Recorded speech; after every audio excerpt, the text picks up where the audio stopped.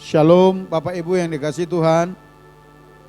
Ya, Shalom. Iya, memasuki minggu keempat di bulan yang pertama di tahun rahmat dan kebaikan Tuhan ini. Kita masih terus berbicara tentang memahami kebaikan Tuhan. Saudara, minggu lalu kita berbicara ada respon orang-orang yang memahami kebaikan Tuhan terhadap Tuhan itu. Ketika orang-orang memahami kebaikan Tuhan dalam kehidupannya, maka respon mereka yang pertama itu memuji-muji Tuhan. Kenapa? Karena mereka tahu bahwa Tuhan baik. Jadi tidak ada alasan untuk tidak memuji-muji Tuhan secara konsisten. Nah, minggu lalu kita sudah belajar bagaimana supaya kita bisa memuji Tuhan itu secara konsisten. Artinya saudara, baik di dalam suka maupun duka, kita tetap memuji Tuhan dan berkata Tuhan baik. Bagaimana caranya itu? Yang pertama, kita harus mendisiplin diri kita untuk memuji Tuhan. Kenapa begitu? Karena ada masa, ada saat-saat tertentu di mana hati kita itu tidak bergairah memuji Tuhan. Dan biasanya itu terjadi oleh karena faktor-faktor X. Masalah, pergumulan, segala macam. Itu bisa menekan, membuat kita sepertinya tidak bergairah memuji Tuhan.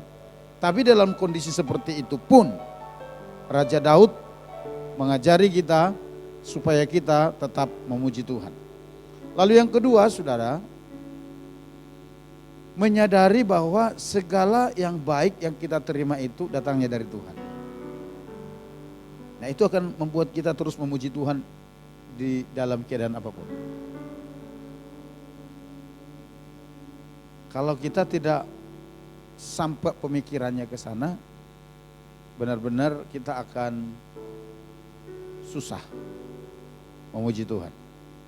Kita akan kewalahan, saudara. Kita tidak akan bisa memuji Tuhan. Dan yang ketiga, memuji Tuhan itu harus dengan segenap kehidupan kita. Melibatkan seluruh aspek kehidupan kita memuji Tuhan. Dan berikut ini kita akan kembali belajar, saudaraku, tentang respon orang-orang yang memahami kebaikan Tuhan ini. Mereka tidak hanya sekedar memuji-muji Tuhan, tapi saudaraku, mereka juga, ini di poin berikutnya, mereka juga tidak akan mudah terprovokasi oleh situasi dan kondisi yang sedang terjadi. Orang yang mengerti, orang yang memahami kebaikan Tuhan di dalam kehidupannya, dia tidak akan mudah terprovokasi oleh situasi yang ada di sekelilingnya. Kenapa begitu?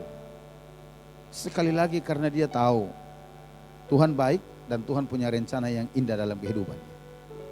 Itu orang yang memahami kebaikan Tuhan. Sehingga apapun yang terjadi dari sekeliling kita, apakah itu hal-hal yang menyenangkan atau hal-hal yang membuat kita kadang kesal, jengkel, marah, kecewa, tetapi itu tidak akan memprovokasi hati kita untuk berkata bahwa Tuhan tidak baik. Nah, saudara, ada satu contoh di dalam Alkitab yang bisa kita pelajari dengan sangat terang benderang. Siapa itu? Yusuf. Tentu saudara ingat Yusuf ya.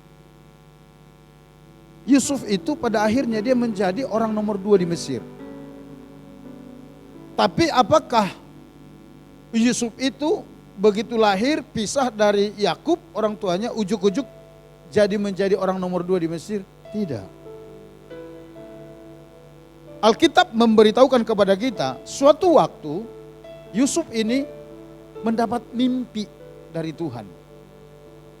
Mendapat mimpi yang Tuhan perlihatkan kepada dia sekaligus menjadi visi dalam kehidupannya. Dan saudara, dia coba mempresentasikan di hadapan saudara-saudaranya, bahkan di hadapan kedua orang tuanya,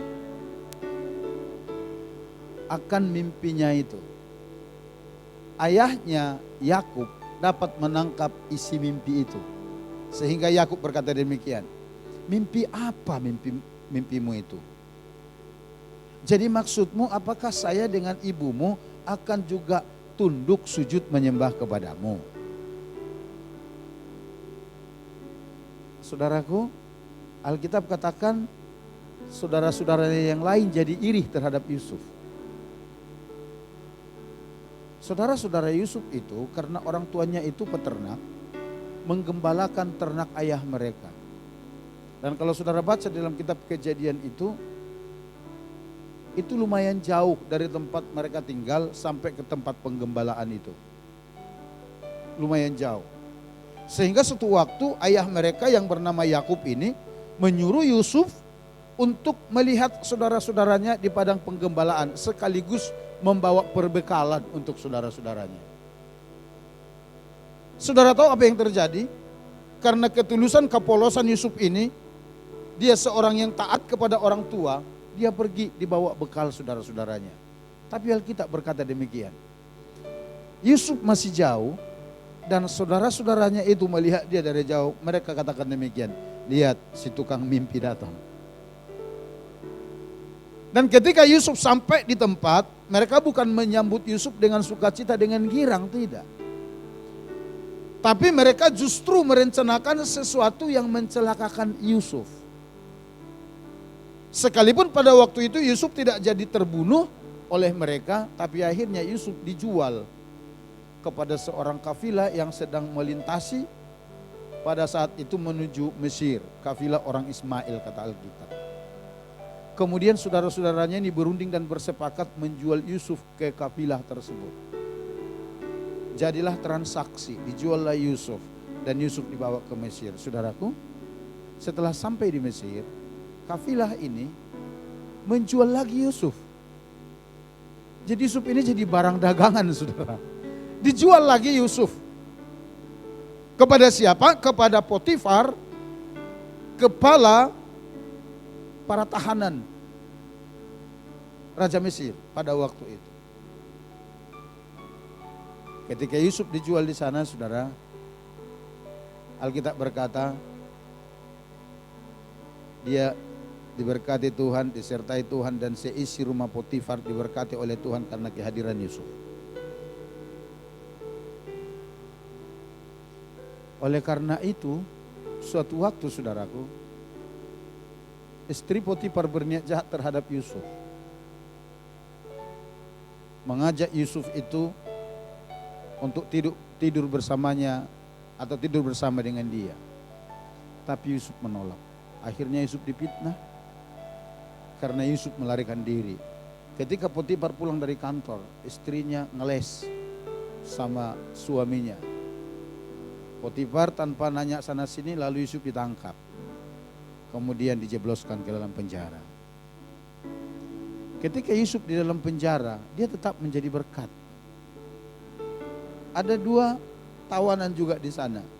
Mereka itu mantan juru minumnya Raja Firaun dan mantan juru roti yang dipenjarakan oleh karena kesalahan. Lalu kedua orang itu dapat mimpi di penjara, diterjemahkan sama Yusuf. Ada satu pesan Yusuf kepada mereka, dikatakan demikian. Ketika mereka mau dibebaskan, kalau kamu nanti sudah bebas, ini kepada juru minum, kalau kamu ditarik kembali ke istana, tolong ingat saya. Tapi Alkitab berkata selama 2 tahun Yusuf tidak pernah diingat. Sampai satu waktu Tuhan memberikan mimpi juga kepada Firaun tentang sesuatu yang akan terjadi di Mesir, bahkan di belahan dunia kata Alkitab. Semua orang pintarnya Firaun tidak bisa menerjemahkan mimpi itu. Baru saat itulah juru minumnya Firaun ini yang ditarik kembali ke istana mengingat Yusuf di penjara. Dan dia bercerita, ada seorang Ibrani teman saya waktu di penjara yang menerjemahkan mimpi kami. Dan apa yang disampaikan itu persis itulah yang saya alami sekarang. Saya ditarik lagi kembali ke istana. Coba dipanggil dia dan disuruh dia menerjemahkan mimpi ini, mimpi raja. Saya percaya dia pasti tahu. Akhirnya singkat cerita Yusuf diambil dari penjara, kemudian dibawa ke istana, dia didandani, dihiasi karena mau menghadap raja, lalu menghadap raja untuk menerjemahkan mimpi. Dan diterjemahkanlah mimpi Raja Firaun. Dan sejak saat itu, Raja Firaun menobatkan Yusuf menjadi orang nomor 2 di Mesir. Ketika Yusuf menjadi orang nomor 2 di Mesir, Alkitab mencatat demikian. Ini hasil atau terjemahan mimpi Raja Firaun bahwa Mesir dan semua daerah lainnya di belahan dunia mengalami kelaparan besar-besaran selama 7 tahun. Yang diawali dari masa kelimpahan. Waktu masa kelaparan itu terjadi bukan hanya di Mesir, tapi termasuk juga di Kanaan di mana Yakub dan anak-anaknya tinggal. Dan pada saat itu Yakub menyuruh ke-10 saudara Yusuf pergi ke Mesir untuk membeli perbekalan gandum. Dan di sanalah mereka bertemu dengan Yusuf. Singkat cerita saudara. Akhirnya Yakub beserta dengan keturunannya semua diboyong masuk ke Mesir. Supaya mereka dipelihara di sana oleh Yusuf. Tapi yang menjadi pertanyaan atau menjadi persoalan baru muncul di hati para abang-abangnya ini setelah Yakub meninggal. Setelah Yakub meninggal. Setelah mereka selesai menguburkan Yakub, 10 saudaranya itu rapat bersepakat. Dan itu didengar oleh Yusuf. Mereka berkata demikian, sekarang matilah kita semua. Ayah kita sudah mati, tidak akan ada lagi yang melindungi kita.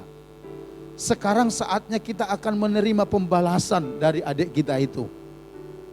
Karena dulu kita menjual dia dan ternyata setelah sampai di sini dia menjadi orang nomor 2 dalam megang kekuasaan di Mesir.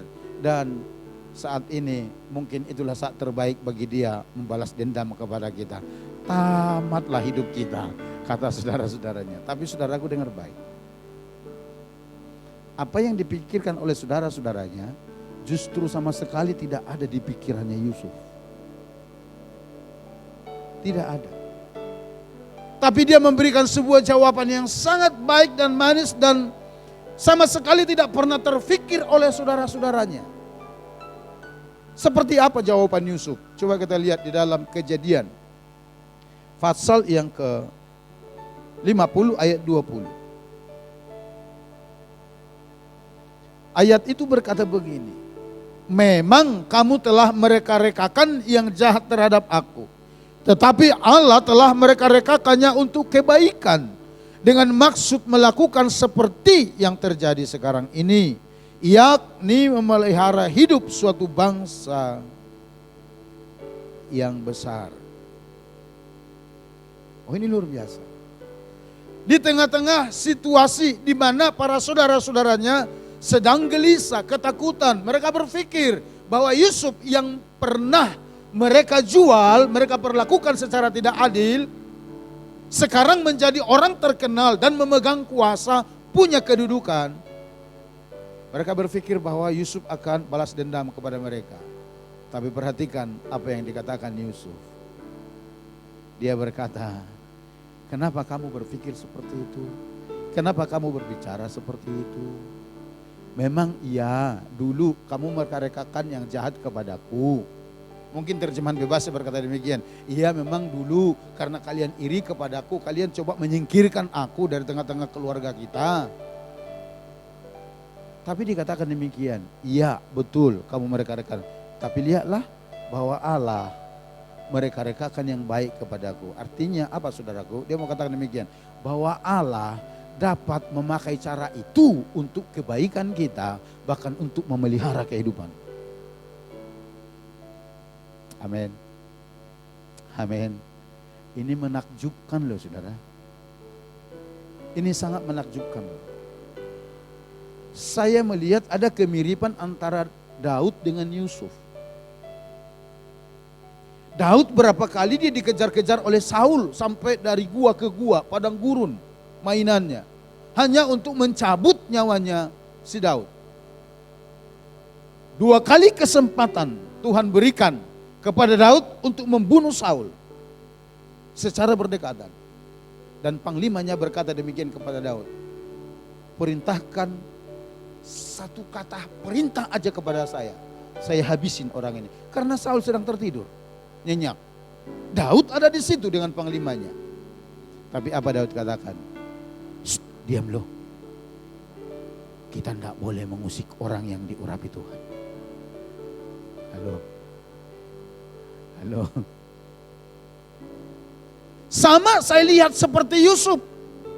Kesempatan terbuka bagi dia sebenarnya untuk membalas perbuatan abang-abangnya. Tapi dia tidak melakukannya dan berkata demikian, kamu memang mereka-rekakan yang jahat kepadaku. Tetapi Tuhan mengubahnya menjadi sebuah kebaikan. Kenapa? Saya berani berkata demikian. Karena Yusuf mengenal Allah yang disembah adalah Allah yang baik, yang tidak merencanakan kecelakaan terhadap dirinya. Amin. Sehingga semuanya itu dapat dilihat dan dipahami oleh Yusuf hanya sebuah proses atau hanya sebuah bagian dari perjalanan hidupnya menuju apa yang telah Tuhan tentukan untuk hidupnya. Menjadi apa? Orang nomor 2 di Mesir. Dia bisa melihat itu. Kalau Yusuf tidak mengerti bahwa Tuhan yang disembah itu adalah Tuhan yang baik, selesai semuanya. Dia akan berkata, haha, kesempatan. Nah lo, dulu kalian macam-macam sama saya. Sekarang mau bilang apa lu semua? Bisa kan? Tapi dia tidak lakukan. Karena apa? Karena sekali lagi, Yusuf dapat melihat di dalam situasi sulit yang dialami sekalipun, dia bisa memandang bahwa Tuhan punya cara di sana untuk membawa dia sampai kepada tujuan ilahi Allah dalam kehidupannya. Amin, saudara. Jadi saudaraku perhatikan respon kedua dari orang yang mengenal dan memahami kebaikan Tuhan itu, mereka tidak mudah terprovokasi oleh situasi kondisi yang ada di sekelilingnya. Mungkin akan ada pembisik-pembisik berkata demikian, habisin aja, lihat tuh kesempatan sekarang balas dendam. Balaskan aja dendammu. Mungkin akan ada pembisik-pembisik seperti itu. Tapi dengar baik, Yusuf berketetapan di hatinya untuk tidak melakukan itu. Karena dia melihat dari grand desainnya Tuhan atas hidupnya. Saudaraku, saya pikir ini pesan yang luar biasa bagi kita ya. Di tahun ini untuk kita menjalani dan menerima rahmat dan kebaikan Tuhan di tahun ini. Saya berani katakan, saya percaya kalau seandainya Yusuf ketika diperlakukan saudara-saudaranya dengan tidak adil pada saat itu dan dia berespon lain, dia tidak akan sampai menjadi orang nomor 2 di Mesir. Saya percaya itu. Tidak akan pernah sampai ke sana. Tapi karena dia memahami bahwa semuanya ini ada di dalam master desainnya, saudara. Sehingga dia jalani aja dengan penuh takut kepada Tuhan. Karena dia tahu di sana pun Tuhan turut bekerja untuk mendatangkan kebaikan bagi dirinya. Amin. Amin, saudara. Ini yang kita bicarakan dan ini yang saya maksud tentang tema kita, tahun rahmat dan kebaikan Tuhan di tahun ini. Amin. Waduh, kalau berbicara secara daging, saudaraku, secara emosi, wadah. Ini benar-benar kita bisa emosian habis-habisan ini. Orang-orang yang temperamental, wah, diperhadapkan begini, kalau dia benar-benar tidak mengenal Tuhan dengan benar, bisa selesai semuanya. Tapi apakah dengan cara seperti itu akan membawa dia kepada tujuan ilahi yang Tuhan tetapkan dalam Al-Quran? Tidak. Yusuf tahu rahasia itu. Itu sebabnya saya mau beritahu kepada saudara. Ayo menjalani tahun rahmat dan kebaikan Tuhan ini. Mungkin Tuhan akan izinkan saudara menghadapi situasi-situasi yang tidak enak bagi saudara. Tapi yuk mari kita belajar kepada Yusuf. Mari coba melihat dari desainnya Tuhan. Dan tetap dalam hatimu bahwa Tuhan turut bekerja dalam segala sesuatu untuk mendatangkan kebaikan bagi orang mengasihi Dia. Amin. Sehingga kita bisa seperti Yusuf, tidak perlu mempersalahkan keadaan, tidak perlu mempersalahkan orang-orang di sekeliling kita. Tapi kita sangat mengerti bahwa Tuhan sedang membentuk hidup kita. Kita dapat memahami bahwa Tuhan sedang membawa kita berjalan di jalannya. Tujuannya kemana? Tujuan ilahinya yang telah direncanakan untuk hidup kita. Amin. Ini yang perlu kita hidupi, saudara. Saya percaya ini bagian daripada proses. Kalau tidak demikian, Yusuf itu bisa menjadi orang sombong. Bisa saja. Ini tafsiran saya. Tapi Tuhan bawa dia melewati proses demi proses, proses demi proses. Seolah-olah seperti tidak ada akhir dari persoalan itu. Habis dimasukin saudaranya ke sumur, kosong, diangkat, dijual, setelah dijual lagi. Udah di tempat penjualan difitnah, masuk penjara lagi. Waduh, seperti tidak ada selesainya masalah itu. Tapi apakah benar seperti itu? Oh tidak. Ternyata Tuhan pakai semua cara itu untuk membawa dia ke tahta kedua di Mesir. Tahtanya menyenangkan ya saudara ya. Tahtanya menyenangkan ya. Prosesnya itu yang tidak menyenangkan. Tapi dengar baik, orang yang memahami dan mengenal kebaikan Tuhan, dia akan mengikuti proses itu. Yang percaya katakan amin. Yang kedua kita lihat saudara.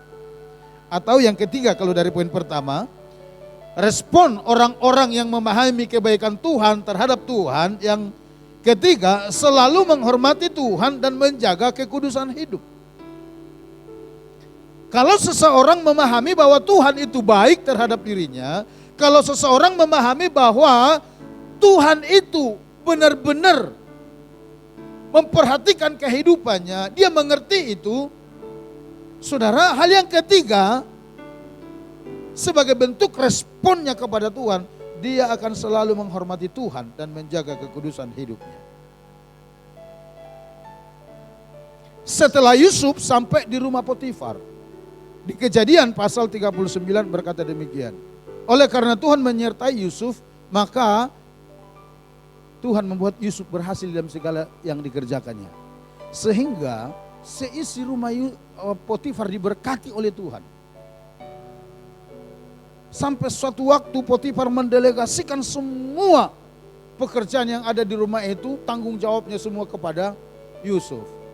Dikatakan dalam Alkitab hanya istrinya yang tidak dipercayakan kepada Yusuf, karena itu istrinya. Dan Tuhan membuat dia berhasil. Lalu dalam ayat 7 dikatakan demikian, Yusuf itu manis sikapnya dan elok parasnya. Terjemahan lain berkata, Yusuf itu ganteng, cakep. Udah itu rajin, itulah saudara. Udah itu disertai Tuhan, lengkaplah sudah. Sehingga saudara, istri Potifar memiliki respon yang negatif terhadap Yusuf. Respon negatifnya apa? Diam-diam, amit-amit tante ini jadi naksir sama Yusuf, saudara. Iya. Sehingga diatur sedemikian rupa situasi, kondisi di rumah itu, dan Alkitab berkata demikian. Senggang beberapa waktu, lalu istri Potifar memandang Yusuf dengan berahi. Lalu mengajak Yusuf itu tidur bersamanya. Artinya begini, dia mau selingkuh dengan Yusuf. Saudaraku, Yusuf itu masih muda belia pada waktu itu. Ya. Tapi saudara, perhatikan apa jawaban anak muda ini. Ayo kita lihat yuk di pasal 39. Kejadian pasal 39 ayat 9b.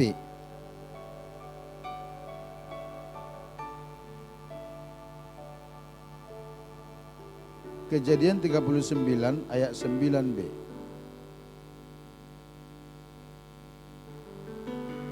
Dia berkata demikian. Bagaimana mungkin aku melakukan kejahatan yang besar ini dan berbuat dosa terhadap Allah? Wah, ini keren banget loh saudara. Seorang pemuda tampan, ganteng, muda belia, lebih tampan dari artis-artis Korea lah. Aktor-aktornya. Yang ngefans dengan aktor-aktor Korea lah.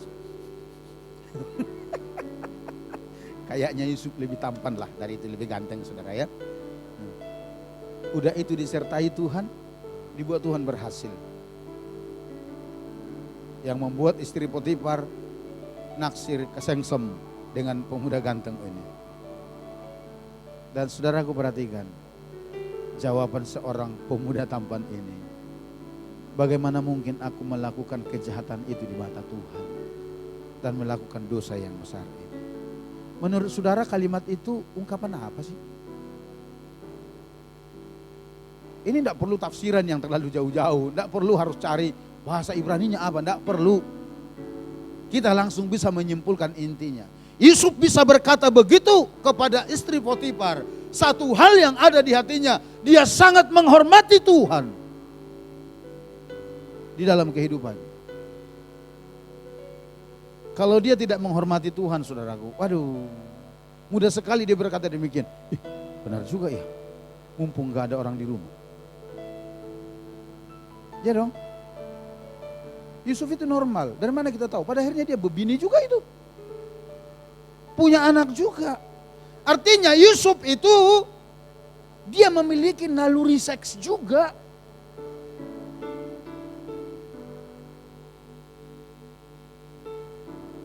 Tapi apakah dia menuruti hawa nafsu itu? Oh no. Dia dengan tegas berkata, bagaimana mungkin aku melakukan kejahatan yang besar ini dan melakukan dosa ini di hadapan Allah. Waduh, saya baca ini saudaraku, saya gemetar hati saya tahu. Saya langsung berpikir masih ditemukan enggak orang-orang kayak Yusuf hari-hari ini.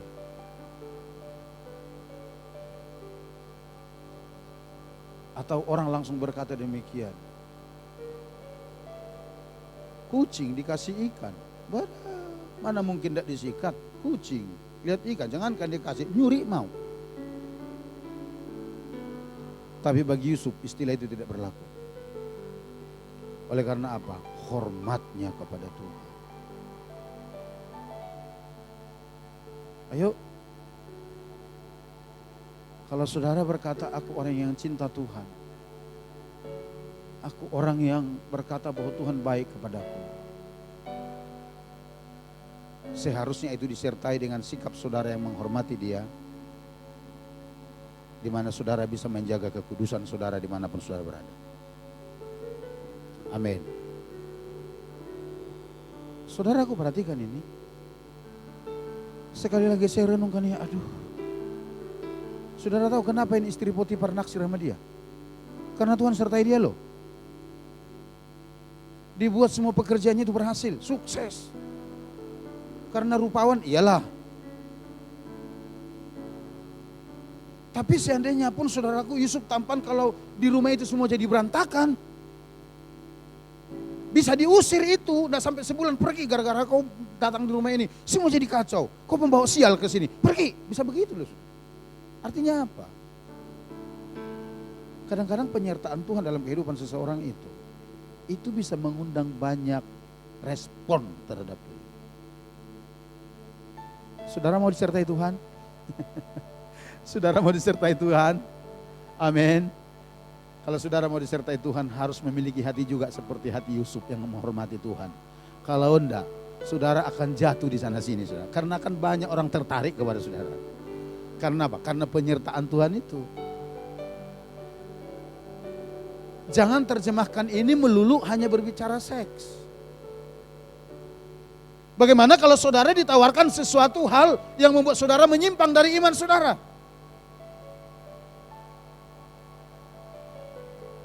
Apakah itu bisa terjadi? Sangat. Tapi saya mau beritahu, orang yang mengerti kebaikan Tuhan dalam kehidupannya, dia akan menaruh rasa hormat setinggi-tingginya kepada Tuhan dan akan berkata, tidak, bagaimana mungkin aku bisa melakukan kejahatan itu?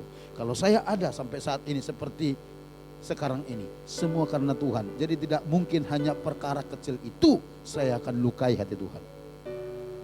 Kita harus bisa berkata begitu. Yang mau katakan amin. Dan saya percaya kalau seandainya Yusuf meladeni nafsu birahi istri Potifar ini, saudaraku, tahta kedua di Mesir tetap kosong.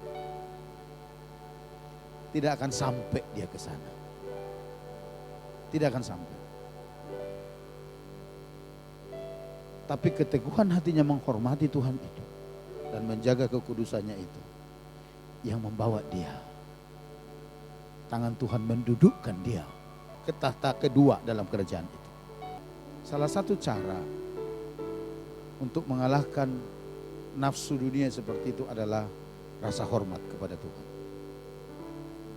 Yang ketiga, saudara, atau yang keempat, kalau dari poin minggu lalu, respon orang-orang yang mengerti atau memahami kebaikan Tuhan dalam kehidupannya, mereka akan menjadi orang yang memiliki integritas hidup yang tinggi.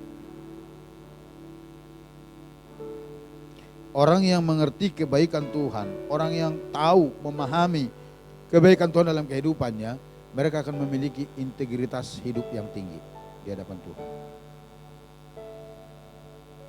Apakah Yusuf memiliki itu? Sangat. Mulai dari rumah ayahnya, disuruh dia berjalan untuk menemui kakak-kakaknya, abang-abangnya, menghantarkan makanan itu. Saudara, perjalanan itu cukup jauh. Kalau dia bukan seorang yang berintegritas dan loyal, dia tidak akan lakukan itu.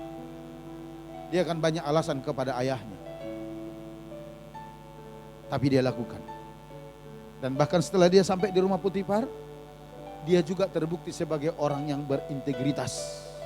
Kalau dia tidak berintegritas, sudah kawin lari dia dengan Nyonya Potifar.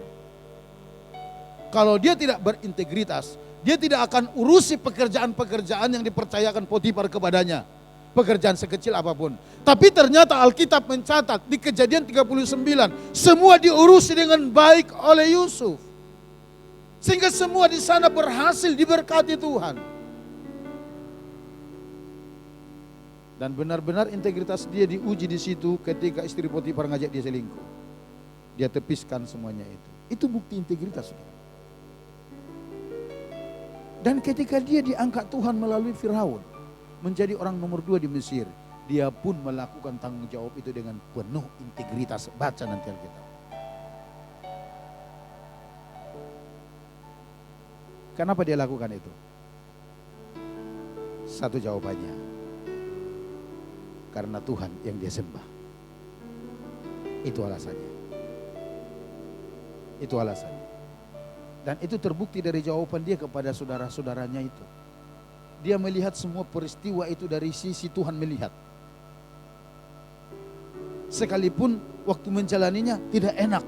Sekalipun waktu menjalaninya rasanya, aduh gimana ini rasanya. Tapi dia tahu bahwa perjalanan itu belum berhenti sampai di situ. Ada hal-hal yang harus dikerjakan dengan penuh tanggung jawab. Dan dia lakukan itu. Sehingga Alkitab mencatat Yusuf, nama Yusuf dengan sangat baik. Inginkah nama saudara dikenang dengan hal-hal baik? Ayo saudara, jangan mudah terprovokasi oleh isu, oleh situasi, kondisi yang ada di sekeliling saudara. Tapi mari coba melihatnya dari cara pandang Tuhan. Yang kedua, hormati Tuhan dan jaga kekudusanmu. Ketiga, jadilah menjadi orang yang berintegritas di hadapan Allah. Maka saudaraku, percayalah, Tuhan akan membawa saudara. Amin. Yang mau katakan amin. Mari kita datang kepada Tuhan, saudara. Haleluya.